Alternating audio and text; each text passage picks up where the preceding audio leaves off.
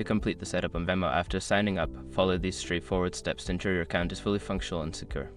Step 1. Verify your phone number. Open the Venmo app and log in. You will be prompted to verify your phone number. Enter the code sent to your phone to confirm your number is linked to your account.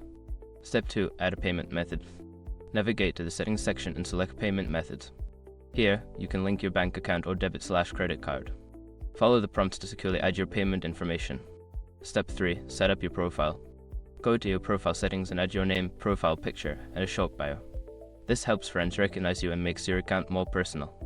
Step 4. Enable security features. In the settings menu, find the security section. Enable features like two-factor authentication for added security. This will help protect your account from unauthorized access. Step 5. Explore the app. Take some time to familiarize yourself with the app's features. Check out how to send and request money, split bills, and explore the social feed. This will help you make the most of your Venmo experience. Now that you have completed the setup process, you are ready to start using Venmo for your transactions. Enjoy the convenience of sending and receiving money easily.